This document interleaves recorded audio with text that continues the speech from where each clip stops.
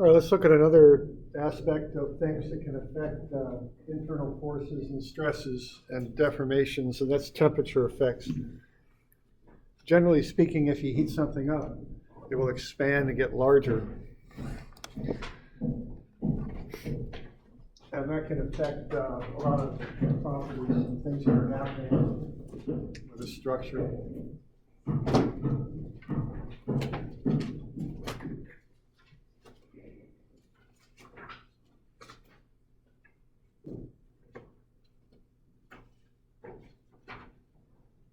So I think we're on 250.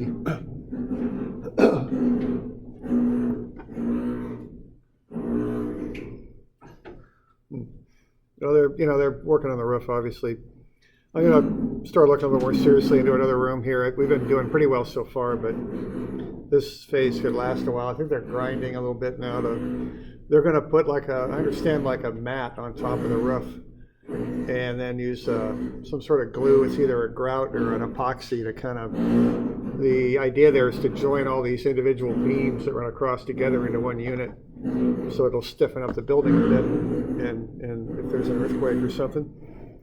So they're grinding probably to get a good connection between the new mat and the glue and all that. I think that's what they're doing right now. But anyway, we'll see. I'll take a look at that and see what I can do about another room. Although actually, I think they were going to put us in the forum, and I'm not too fond of that. So anyway, I don't know. We'll figure it out. We always figured it out, so we'll figure it out. All right, so let's have a look here. So if something gets hotter, it gets bigger. It'll get longer, and it'll get wider and deeper. Now we can define that with what's called the coefficient of thermal expansion. If you look at graphs of how objects react to temperature, generally you look at the strain versus the temperature. Generally, they're not perfectly linear, but they're close enough so that if you look in textbooks there'll be a graph, there'll be a relationship between the two, okay? So as you have more and more temperature increase there, an object will get longer and longer. Now it's not, as I say, it's not perfectly linear. There we go, okay. Delete, why don't we just do that? There we go. All right, so it's not a perfectly linear relationship, but it's close enough. So they come in with an alpha, which is basically the slope of the graph. And they'll use that, they'll do a best fit for that alpha value over normal temperatures that the object might experience. Okay, so that's the coefficient of thermal expansion. What it is, it's if you plot this thing up as y equals mx plus b, alpha is m, it's the slope, okay? All right, now if you take alpha then times the change in temperature, you get the strain is what you get. Okay, so the temperature induced strain is alpha times whatever the change in temperature is, and then the delta is the strain times the original length. So that's the basic relationship right there, and that's on page 250. All right. Now, when it gets really hot, you can have trouble with things. If they start both getting longer, they can start interfering with each other in structures, and things can start to buckle. That happens fairly often with railroad tracks. They actually design a joint to help prevent that, but all the same, it's not perfect. So if the temperature rises too high, you can have buckles like this in railroad tracks, which obviously is a huge problem. So let's have a look here. Let's say we're going to lay this railroad track at a temperature of 60 degrees Fahrenheit. And I'm on page, I think it's 262. Yeah. You might, your version might be a little different than this, I'm not sure. So have a look, and look at the writing on it. I've changed this a little bit in the last couple of years. So if you have an older version of the packet, it might be slightly different than what I've got here. But so let's say we've got these railroad track segments are 39 feet long. And I used to ask the class how long they were, and every year I'd get a different answer from people, so I just settled on 39 feet. The temperature is 60 degrees Fahrenheit. let's figure out how much of a gap we should put between the lengths of track if the temperature could go as high as 150 degrees, which might seem high, but when something gets in the sun, especially metal, it does get quite hot. So let's say that the temperature can go up to 150. How much of a gap should we put between these lengths of track? Okay. All right, so there's three 39-foot lengths of track, and then we're going to figure out what this gap should be. We're going to lay the track when it's 60 degrees, and we're going to assume it can get as hot as 150. So we want to anticipate this expansion of the railroad track there and put enough of a gap in there so that one length of track is not interfering with another, so they're not hitting each other. All right. All right, now the first question would be how many gaps should be assigned to each length of track? So if I have that track there in the middle, how much free expansion room does it have? Does it have half a gap? Does it have a full gap? Does it have two gaps? What does it have? If that middle length of track can expand out to its full length when it goes up to 150. When I anticipate this gap size, how much of a gap should I assign to each length of track?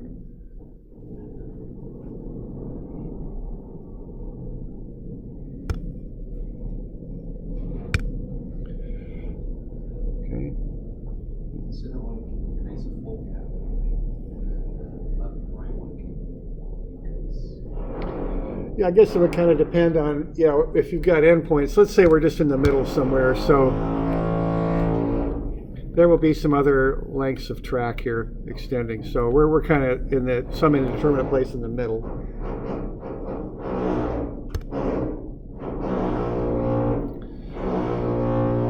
So let's see what's going to happen as these increase in length.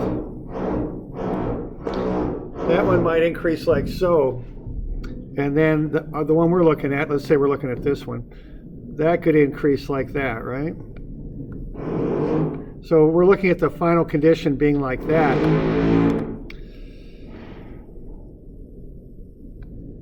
Where they're butted up end to end, but they're not starting to interfere with each other. They're not pushing on each other.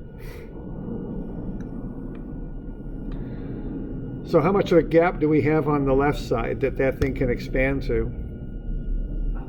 That's half, right? Because the other one's taking up the other half, right? And how about on the other side? Yeah, I think so. So I think it's going to be one gap per length of track, okay? That's what we're going to have. So when we calculate the lengths of the gaps, it's going to be one gap you can have per length of track. Is what you're going to have. Okay.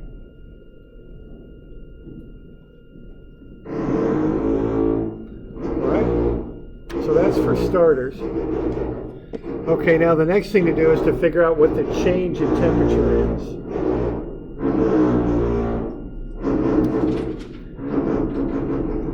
The important number here is the change in temperature. That's what we want.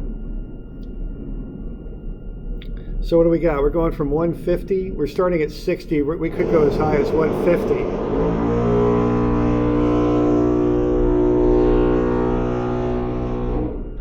So I think we'd anticipate a 90-degree change. That's what you look at. It's not the absolute temperature, but the change in temperature. All right. So we got 90-degree change in temperature. Now we want to find the strain that temperature induces. Okay, so find the temperature-induced strain for this temperature change. Now that's going to depend on alpha. Okay.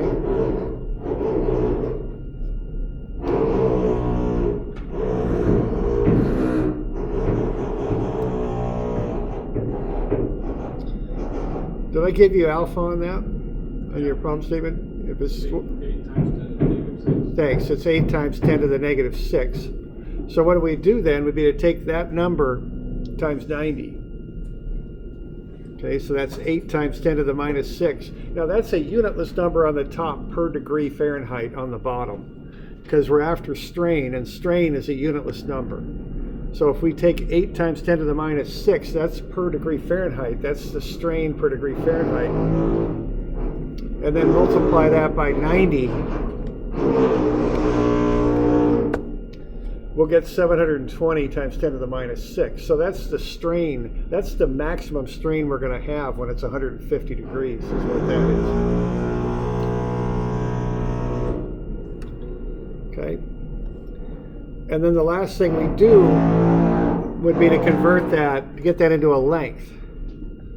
Okay. Now to do that, to get the delta, what you're going to do is take the strain times the length, right? Because the strain by definition is delta over the length. So delta is the strain times the length. So we'll multiply that by 39 feet, okay?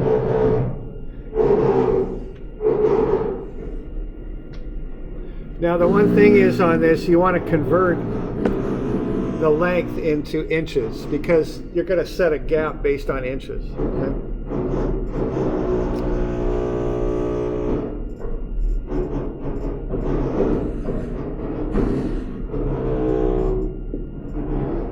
What's the unit of alpha? Alpha is a blank unit on the top per degree Fahrenheit. It's strain per degree Fahrenheit is what alpha is.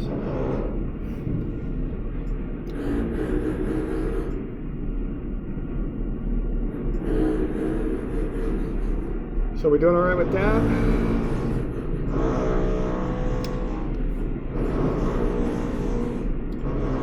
So if a crew's out there laying these tracks at 60 degrees, they should set them 0.337 inches apart. Okay. So something like a little less than 3/8 of an inch. Now actually, if you look at the gaps on railroad tracks, at least how they used to do them, they used to join tracks kind of like that. That way, if one expanded, it had a place to go up and over the other. But I would assume that's not a foolproof system, because, you know, this, I've seen a few photos like that. I've seen this one from Washington. I've seen another one from New Jersey, where this can happen at tracks when it gets really hot. Okay.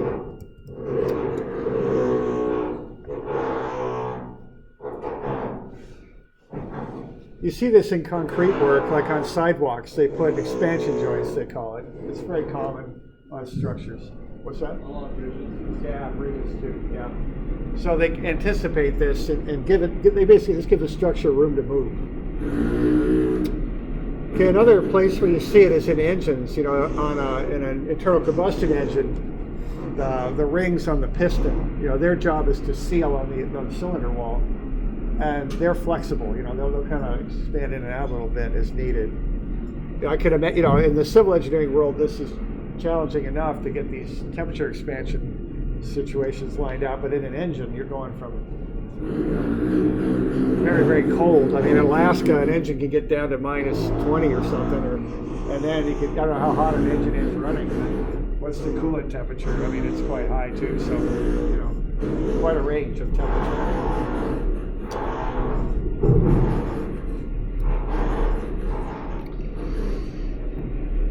So we all right with that? We got any questions?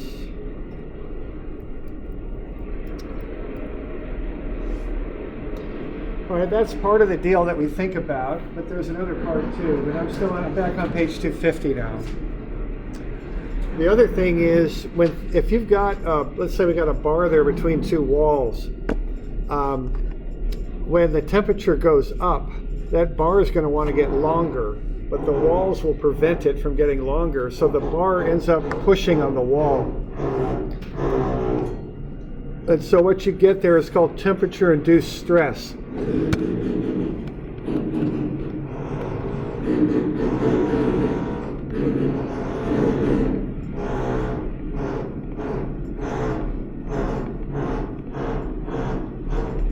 So if you can strain an object and it wants to change length, it'll start pushing and pulling on the supports.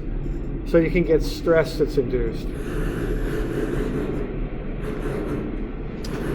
Now the way I look at this is I look at how much longer the bar wants to get. I'll call that delta T. And once I have that, then I'll kind of consider the final temperature as being the starting point. Then I think of the constraints, the supports of the bars pushing or pulling it to get it into to the actual length. So I kind of consider it as though it's already expanded. And then I think of the walls as pushing in to push it back to its original length. That's how I think about it. So this particular bar, even though the temperature is going up, it's going to be in compression. It's trying to get longer. The walls will prevent that from happening.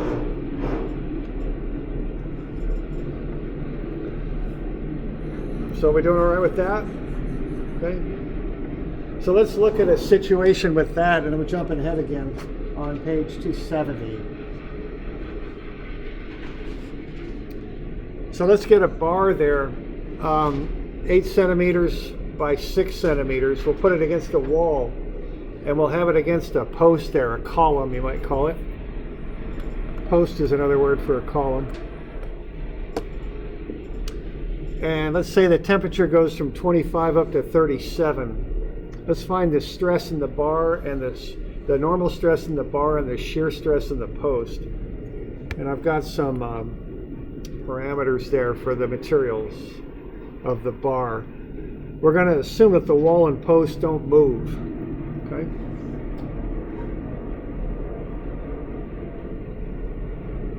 So we got the dimensions of the bar. It should be 8 by 6, 8 wide by 6 vertical. Does everybody have that in their notes there? Because I used to have it 6 by 8. I want it to be 8 by 6. Okay. All right. Okay. So let's have a look. All right. Now the first thing I want to do is I'll just get some basic things down here. I'll get the area of the post, 0.08 by 0.09. That's the dimensions there. I'll get the area of the bar right there. And I'll get the change in temperature. Now the next thing I want to do is I want to find the strain in the bar because it's going to go up by 12 degrees. I've got alpha, so why don't you find the strain real quick there. What's the strain going to be in the bar?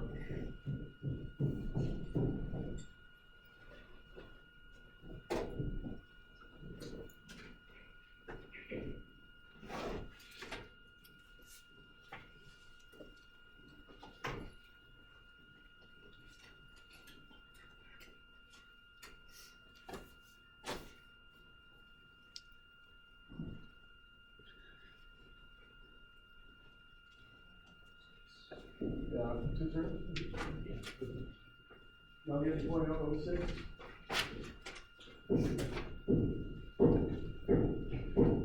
Strain's just alpha times the change in temperature is about it, okay? So are we good? So the strain is 0.006. Okay. So if I want to find the strain, I go alpha times the change in temperature. And the strain, remember, is unitless. So what alpha is 0.000, so 3 zeros and a 5. And that's just no units on the top, and that's per degree centigrade. So that's a strain per degree. And then we've got 12 degrees centigrade.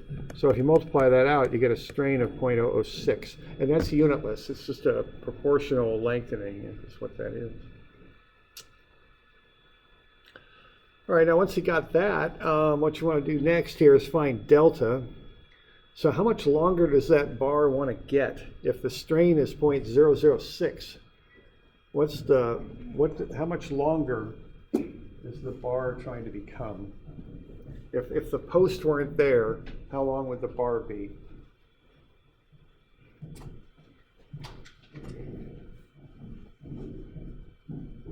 Multiply that by just the length. Yeah. And again, we're just working with these basic relationships. So the strain is delta over L. Yeah, 0.00432, so the delta is epsilon L, okay?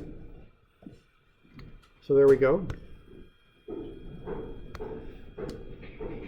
So in my mind, I think about that bar as being 72 centimeters, and this is meters, so that would be, I think of this thing as actually being this long. I think of it as being 0.72432 meters long.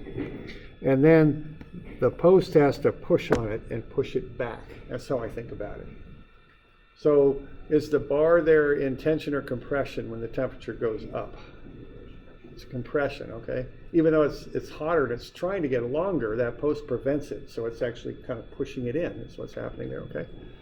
So now I can go ahead and I know what delta is.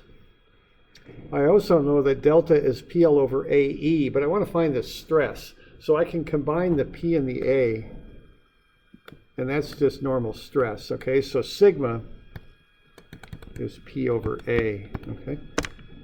So delta is sigma L over E, so if I solve that for sigma, which is the stress, it's delta E over L. Okay. So I'm just working with that PL over AE formula and back solving it. First I'm converting P over A into stress, sigma, and then I'm back solving for sigma. So sigma is delta E over L. So I take the delta, the 0.00432, I multiply it by E divided by L, and that gets me the stress in the bar. So there's the axial stress in the bar, 1.68 megapascals. So if that gets it hotter by 12 degrees, there'll be a stress in the bar equal to that amount, and that'll be compression. Okay. So we good with that? Okay. All right, now let's have a look here at what's going to happen to the post, all right? Because that's the normal stress in the bar. We want to find the shear stress in the post. The bar is going to push on the post. So what's that force pushing on the post? We'll call that, actually I guess I better call it V. Or no, I'll call it P. We'll call that P. What does P equal? What force does the bar develop?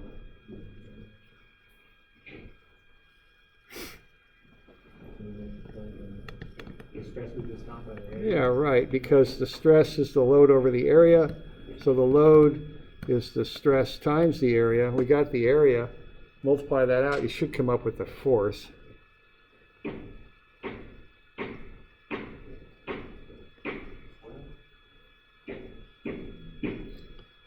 How many? What was that? What is it? Kilonewtons, okay. So we're getting 12,000 newtons, roughly. Okay. Hang on, I got something a little different. I might have used the wrong area there. I got about 8,000. 8,064. Be sure you're using the area of the bar. Yeah.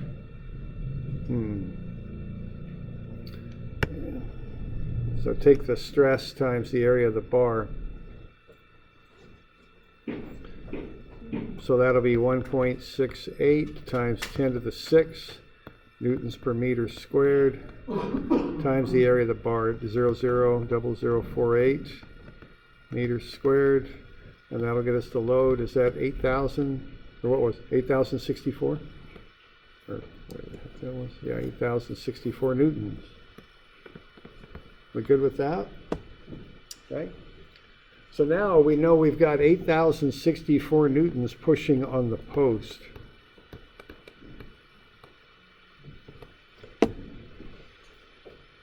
All right. Now what's the shear force then? If I'm pushing on that post with 8,064 newtons, what's the shear force?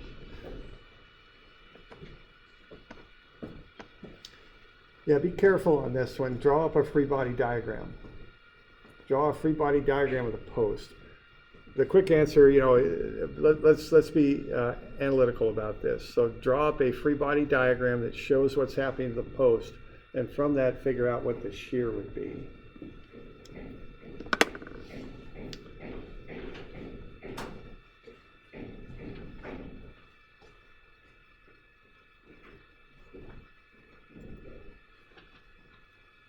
building their scaffolding now. They use this concrete that comes out of a hose. It's this high pressure concrete that they'll shoot into that cage of rebar. That's the next step here. It's pretty stiff, so they can kind of lay it vertically like that. So that's the next thing they're going to do. So do we got a shear? Anybody? Free body diagram?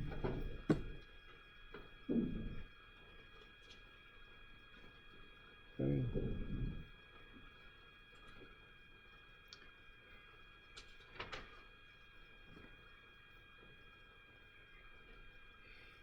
Okay.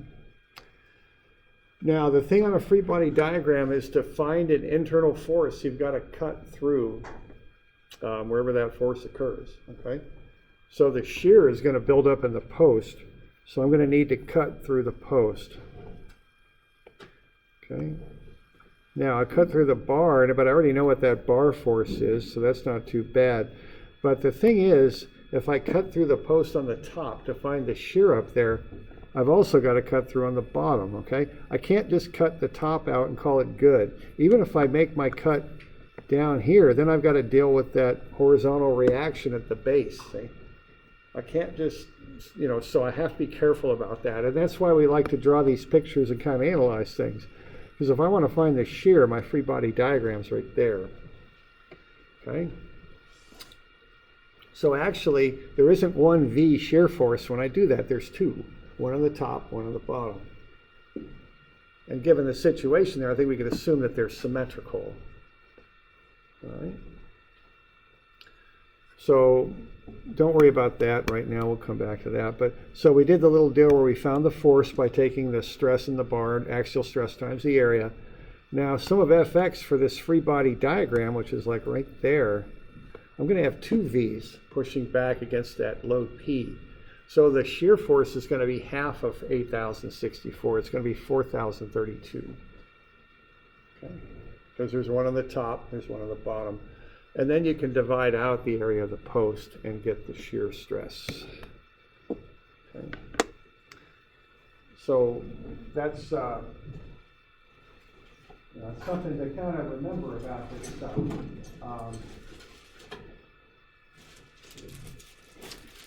Okay, we always draw a picture and analyze it. That's always the way to proceed with this stuff. And I remember when I started teaching here, there was a physics teacher that had been here a long time. And sometimes I'd ask him questions about things. And step one for him was to get out his engineering pad, put it on the table, and draw a picture. He always did that. Okay. So just get in that habit, because it's real easy to kind of just jump to the 8,064, but it's half that in this case. Okay. So we all right with that? Okay. All right. So that's how you could handle a situation there with changing temperature. Okay.